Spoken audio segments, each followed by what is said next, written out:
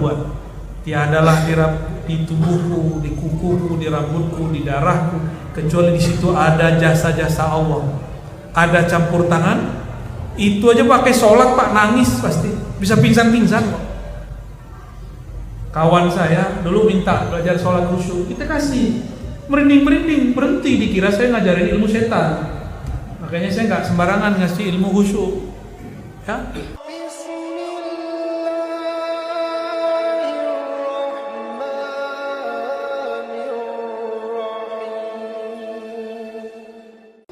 Buya, karena saya sudah tua sehingga dalam menimba ilmu sudah sangat ketinggalan, maka saya mohon bagaimana supaya dalam berzikir maupun sholat kalbu saya bisa bergetar. Mohon petunjuk Buya. Syukur-syukur ruh yang dihembuskan kepada saya dapat mengenal yang menghembuskannya. Terima kasih, syukran Buya. Kenali yang disebut, maka sebutannya akan menggetarkan. Tapi semakin engkau mengenalnya, semakin engkau akan pasrah, tidak mampu mengenalnya. Inilah kata-kata Imam Sahabat Abu Bakar As-Siddiq, al-ajzu anil idrak idrakun. Engkau mengaku tidak sanggup mengenal Allah, itulah puncak ma'rifat. Jadi semakin kita kenal nama, afal, perbuatan, sifat, semakin bingung Pak nanti. Tapi bingungnya asik. Bingungnya orang-orang yang kenal Allah itu adalah alimnya, ikhlasnya orang awam. Jadi orang alim ma'rifat bingung, itu orang paling pinter di dunia. Hebat gak tuh? Ya. Salahnya Nabi, masih solehnya orang awam. Nabi merasa salah, tapi bagi awam masih soleh. Contoh, Nabi Ibrahim menyelamatkan istrinya dan mengatakan, ini saudariku. Bener gak? Kalau kita tiap hari bohong. Beliau bohong menyelamatkan istri, kita bohong setiap hari. Sama aja, ustadz gak ustadz sama. Lagi di mana, bro? Lagi di jalan. Ya, jalan dari WC ke kamar. Sama aja kan? Ustadz juga begitu. Jadi kita nih, salahnya Nabi, masih solehnya kita. Itu cara memahaminya, ya. Jadi kenali yang disebut, maka qalbumu akan bergetar. Ngajilah ma'rifat itu. Jadi jangan banyak di angka, banyak di ngaji sekarang. Ngaji zikrullah, ya. Itu booster zikrullah ma'rifat itu, ya. Baik. Pertanyaan yang kedua. Apakah Nur Muhammad sifat Allah? Mohon penjelasannya, Buya. Nur Muhammad sallallahu alaihi wasallam kita tidak akan hubung-hubungkan dengan yang tidak berhubungan langsung. Nur Muhammad itu pancaran dari Ahmad, ya. Jadi pertanyaan itu salah. Pertanyaannya salah. Nur Muhammad itu adalah hembusan Allah yang mengeluarkan cahaya. Cahayanya disebut Nur Muhammad. Ini ilustrasi lampu dan cahaya, matahari dan sinarnya. Sinar ini nur. Dia sumbernya matahari. Gas apinya itu Ahmad namanya, ya. Gas api yang menyembur itu namanya Ahmad. Yang menyemburkannya, yang menghembuskannya Allahu Ahad.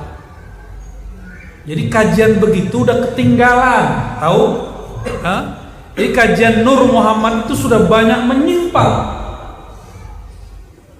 Bahkan ada yang bertanya, apakah sifat Allah berjisim? Ya salah. Mana ada sifat Allah berjisim? Banyak pertanyaan-pertanyaan muncul. Itu pertanyaan iblisiyah. Gak usah bertanya yang gak penting. Kajian Nur Muhammad itu bukan mempersulit orang mengenal Allah, justru mempermudah orang kenal. Udah jelas Nur Muhammad kok masih disebut sifat. Kalaupun iya asma, Allahu nurus samawati wal ardh. Nur itu nama daripada nama-nama Allah. Ya.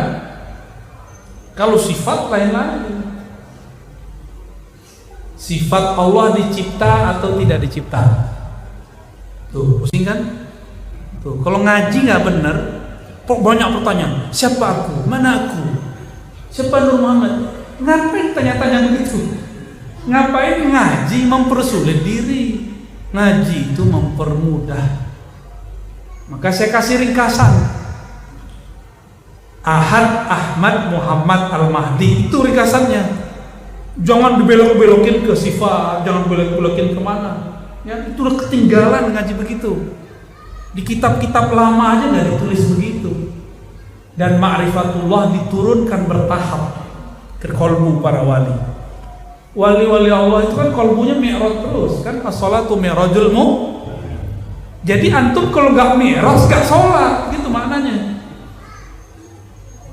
Jadi sholat kita tadi itu belum mi'raj, belum sholat menurut ahli hakikat.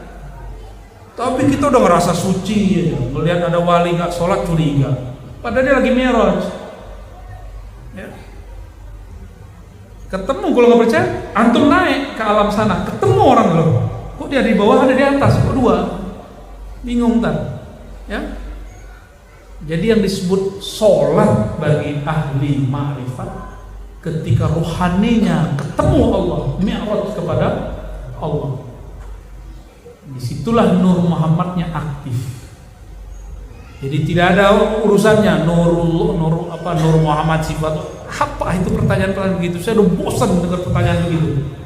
Ke depan tidak ada lagi pertanyaan apakah sifat Allah berjisim, apakah Nur Muhammad sifat Allah. Gak ada lagi pertanyaan begitu. Ya, yang benar Nur Muhammad itu di dalamnya ada tajalli sifat Allah, baru benar. Tajalli, tahu tajalli nggak? Tuh, Bang Jali-Jali tahu ya? Yaudahlah, itu ngaji sendiri aja ntar. Beda tajalli sifat dengan sifat. Pusing kan? Itu ilmunya Abah Guru Sekumpul itu. Beliau sudah merumuskan, ini dipersulit lagi. Ya, udah dirumuskan pelan-pelan oleh beliau, dipersulit lagi oleh orang yang mahkomnya nggak nyampe. Emang kalau nggak usul mempersulit kajian. Dia kira dia dua ma'rifat, ternyata malah mempersulit orang ma'rifat. Ya, jadi cukup pembahasan begitu. Ya, jangan ada lagi pertanyaan-pertanyaan yang disebut di Quran. La tas'alu an asya. Jangan kamu tanya mengenai sesuatu. Jika tubdalakum, jika diganti itu tasukum, akan mempersulit kamu. Ya. Itu nggak nambah ma'rifat antum kok. Ma'rifat itu mengenal asal usul, bukan menjadi Tuhan. Di dalam diri ada Nur Muhammad. Nur Muhammad sifat Allah, aku sifat Allah. Ya salam, kapan ente jadi sifat Allah? Nggak pantas. Tempat buang itu, tempat buang tai itu jadi sifat Allah. Nggak pantas.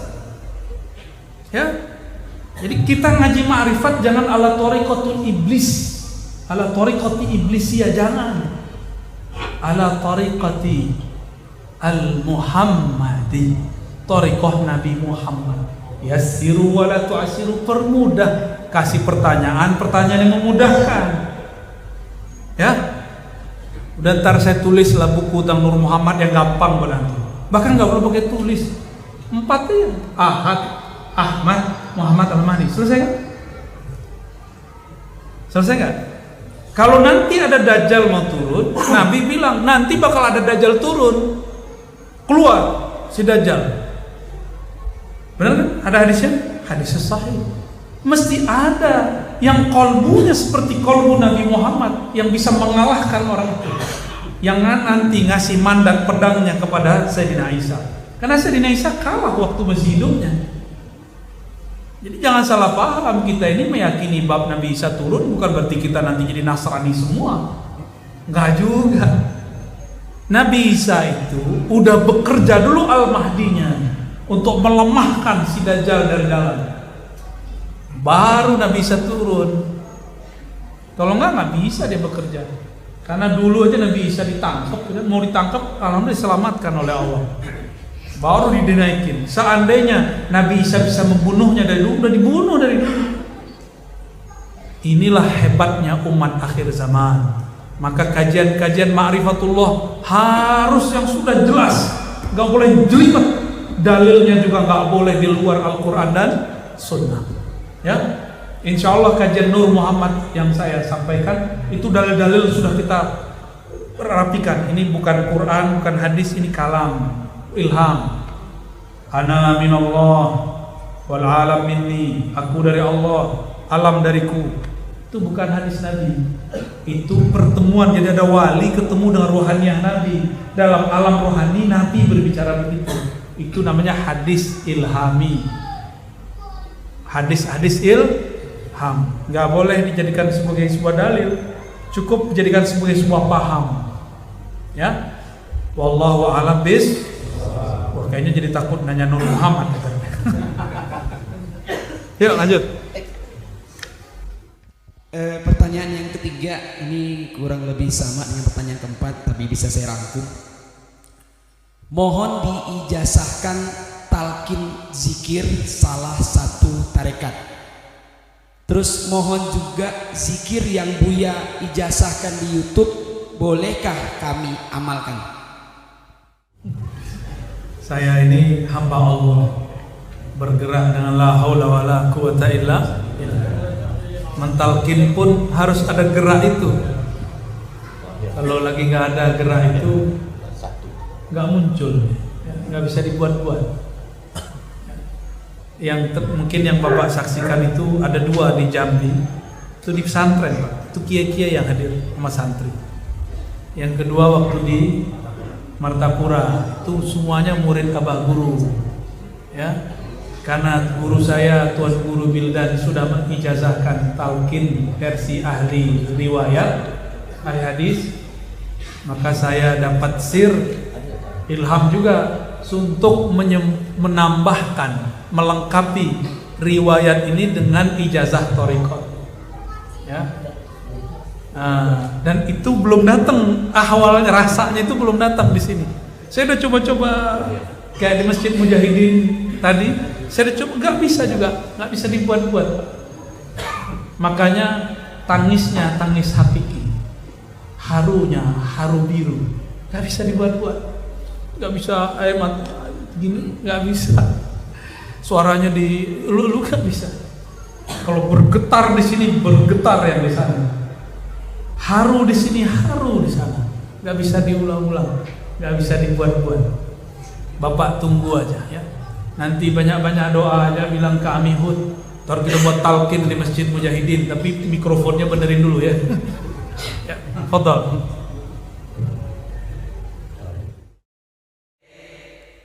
Ini pertanyaan terakhir karena Buya akan melanjutkan perjalanan ke Mempawah dan Buya juga akan beristirahat.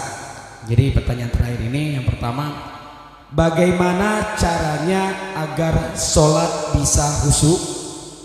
Terus maaf kalau di luar tema, bagaimana hukumnya kalau kita menghadiri undangan maulid sementara si tuan rumah penghasilannya dari hasil yang kurang baik, kurang halal gitu Bu ya? Apa? Ya, kok ada kurang halal? Berarti ada lebih halal. Hukum itu 2 aja, halal. Ya, nggak ada kurang halal, ada lebih halal.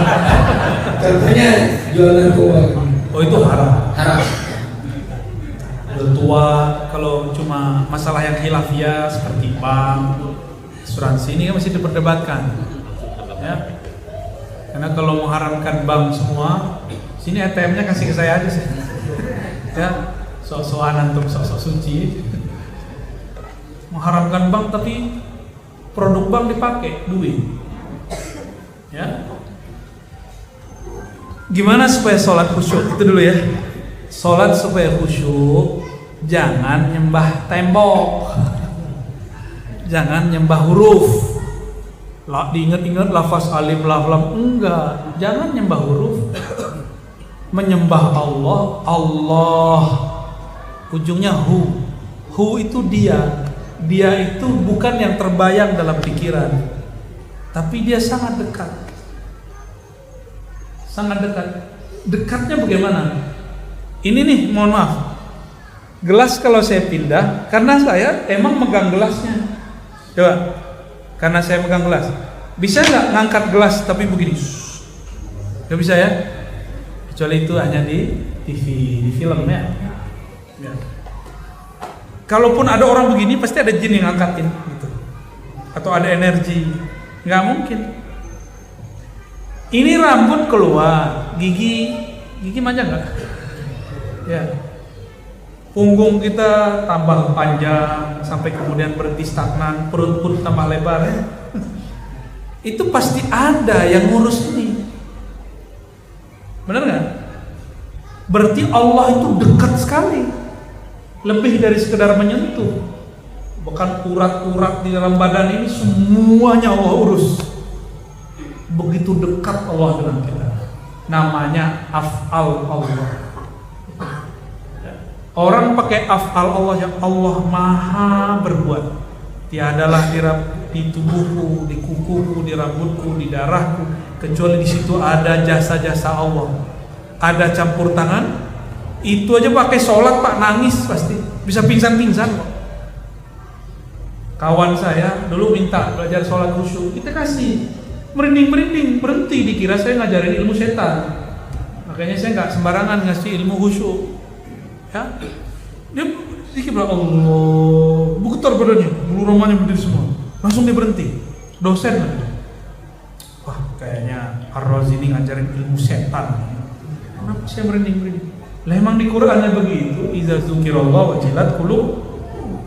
Dan khusyuk itu ada tahapannya, ada khusyuk qalbu, ada khusyuk ruh, ada khusyuk akal, ada khusyuk badan. Yang nomor 2 terakhir paling bawah, yang nomor 2 di awal paling tinggi. Khusyuk badan, tunduk, lemas.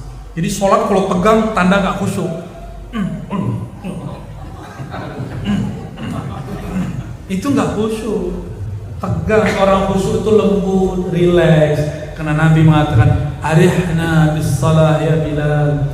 Rehatkan kami dengan sholat wahai Bilal. Sholat kok tegang. Tegang kan sholatnya? Yang lembut cuma pas gini doang. Kok gak gini? Seharusnya begitu juga ya. Yang lembut sholat itu tangan naik, yang lembut turunnya. Karena Allah lagi memandang gerak per gerak, detik per detik. Ya, kenali yang disembah, maka engkau akan lembut dalam menyembah. Kalau akal nih khusyuknya, dia nggak banyak pikiran. Makanya perlu makna. Nggak perlu ngerti terjemahan Pak, perlu makna. Visualkan kita sedang berhadapan dengan Allah Subhanahu wa Ta'ala. Ya, ini dilakukan Nabi ketika mengajar sahabat Nabi Sallallahu Alaihi Wasallam sholat. Apa kata Nabi? Jangan meludah ke depan, karena di hadapanmu ada Allah. Bukan berarti Allah berada di depan. Jadi itu cara akal, harus punya visual, dia harus dibayangkan. Rasa seakan Allah di depan. Baru ada rasa Pak. Karena tidak ada rasa, maka rasakanlah kita berimam kepada Rasul. Karena tidak pernah membayangkan Rasul, rasakanlah berimam kepada guru. Gitu caranya. Itu cara khusyuk, perlahan-perlahan. Ya, wallahu a'lam bishawab. Cukup ya? Awas. Barangkali itu yang dapat saya sampaikan. Yang ini satu lagi. Ya. Loh, ada lagi? Yang tadi dia Apa tuh? maulid langsung. Oh, maulid kan udah dijawab. Nggak ada namanya rezeki kurang halal. Halal aja, haram aja. Mungkin kita yang suuzon, sebenarnya dia halal. Mana ada orang buat maulid pakai duit haram? Nggak mungkin. Pasti dia pakai duit yang halal. Kita aja yang suuzon. Ya. Maulid wajib nggak? Nggak wajib. Yang wajib cinta Nabi. Jadi jangan terlalu karena ingin maulid terus pakai duit yang haram. Saya yakin orang-orang yang punya hati nurani buat maulidnya dengan harta yang halal. Ya. Jadi kalau ada ketahuan nih duit korupsi, baru kita nggak datang, nggak usah datang. Nggak ada cahayanya bagi saya. Orang mau nyebut nama Nabi pakai duit kotor kan nggak mungkin. Ya, wallahu a'lam bis-shawab. Insyaallah di lain waktu kita ketemu lagi. Mohon maaf, tidak usah salaman ya. Ya, sedapatnya aja lah. Semoga semuanya dalam ridho Allah. Ingat sebelum tidur nanti zikir. Subhanallah, alhamdulillah, la ilaha illallah. Benar ya. Besok pagi baca la haula wala quwwata illa billah. Banyak-banyak dan salawat. Mohon dibuka. Assalamualaikum warahmatullahi wabarakatuh.